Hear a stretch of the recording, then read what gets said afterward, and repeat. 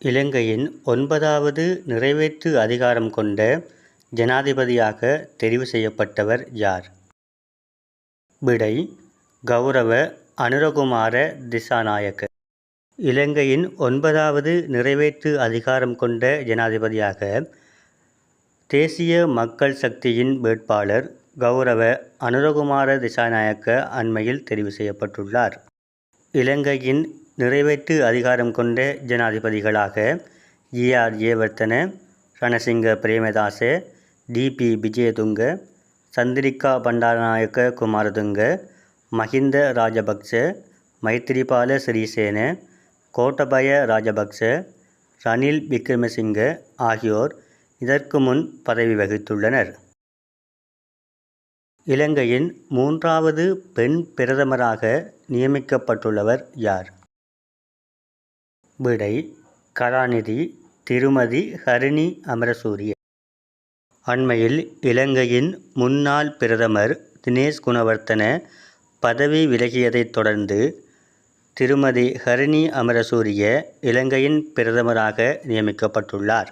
இவர் இலங்கையின் 3வது பெண் பிரதமராவார். இதற்கு முன் உலகின் முதல் பெண் பிரதமருமாக, இலங்கையின் முதல் பெண் பிரதமருமாக ஸ்ரீமாவோ பண்டாரநாயக்க அவர்களும், அதன் பின்னர் 2வது பெண் பிரதமராக சந்திரிகா குமாரதுங்க அவர்களும் இலங்கை பெண் பிரதமர்களாக கடமையாற்றியுள்ளனர்.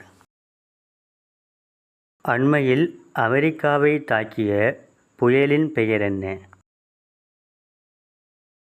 விடை: ஹெலான் புயல்.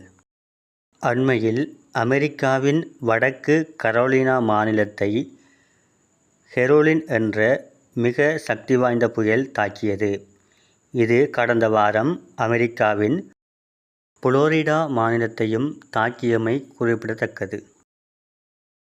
ஜப்பான் நாட்டின் புதிய பிரதமராக பதவியேற்றுள்ளவர் யார்? விடை: ஷிங்கெரு இஷிபா. ஜப்பானின் முன்னாள் பிரதமர் ஃபுமியோ கிஷிடா பதவி விலகியதைத் தொடர்ந்து அந்நாட்டின் புதிய பிரதமராக லிபரல் டெமோக்ராட்டிக் கட்சியின் ஷிங்கெரு இஷிபா நியமிக்கப்பட்டுள்ளார். இலங்கைக்கான ரஷ்ய தூதுவரின் பெயர் என்ன? விடை: லெவன் எஸ். ஜாகார்யன். இலங்கைக்கான ரஷ்ய தூதுவரான லெவன் எஸ். ஜாகார்யான் அண்மையில் இலங்கை ஜனாதிபதியை சந்தித்து கலந்துரையாடினார். இலங்கைக்கான அமெரிக்க தூதுவராக ஜூலி சங் அவர்களும், சீன தூதுவராக கி சென்ஹோங் அவர்களும் காணப்படுகின்றனர். இலங்கையின் வெளிவிவகார அமைச்சராக நியமிக்கப்பட்டுள்ளவர் யார்? விடை: விஜித ஹேரத். இலங்கையின் வெளிவிவகார அமைச்சராக விஜித ஹேரத் அவர்கள் அண்மையில் நியமிக்கப்பட்டுள்ளார். இலங்கைக்கான இந்திய வெளிவிவகார அமைச்சராக எஸ். ஜெய்சங்கர் அவர்களும், இலங்கைக்கான இந்திய உயர்ஸ்தானிகராக சந்தோஷ் ஜா அவர்களும் காணப்படுகின்றனர். உலகின் முதல் வணிக ரீதியான விண்வெளி நடையினை அண்மையில் நிறைவு செய்துள்ளவர் யார்?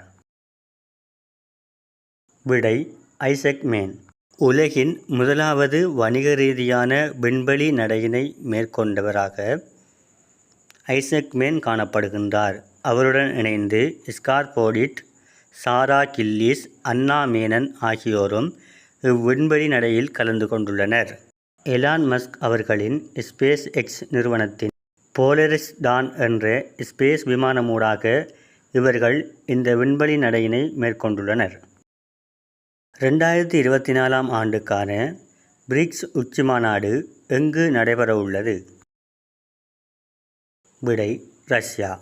2024 ஆண்டிற்கான பிரிக்ஸ் உச்சிமாநாடானது அக்டோபர் 22 தொடக்கம் 24 வரை ரஷ்யாவின் காச்சன் நகரில் இடம்பெற உள்ளது.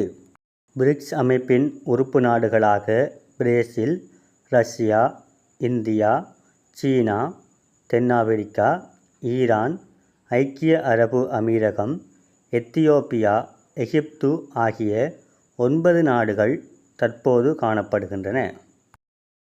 ஐசிசியின் 9வது மகளிர் T20 உலகக்கிண்ண கிரிக்கெட் போட்டி எங்கு நடைபெறுகிறது? விடை ஐக்கிய அரபு அமீரகம். ICCயின் 9வது மகளிர் T20 உலகக்கிண்ண கிரிக்கெட் போட்டியானது ஐக்கிய அரபு அமீரகத்தில் தற்போது நடைபெற்று வருகின்றது. இதனை நடத்தும் நாடு பங்களாதேஷ் ஆகும். சர்வதேச சிறுவர் தினம் எப்போது அனுஷ்டிக்கப்படுகின்றது? விடை அக்டோபர் 1.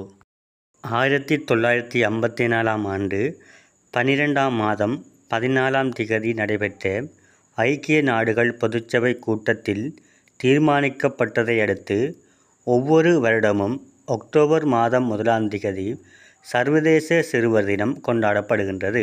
சர்வதேச சிறுவர் தினத்தின் 2024ஆம் ஆண்டிற்கான கருப்பொருள் பிள்ளைகளை பாதுகாப்போம், சமமாக மதிப்போம் என்று அமைந்துள்ளது. அத்துடன் ஒவ்வொரு வருடமும் அக்டோபர் மாதம் 1ஆம் திகதி சர்வதேச முதியோர் தினமும் கொண்டாடப்படுவது குறிப்பிடத்தக்கது.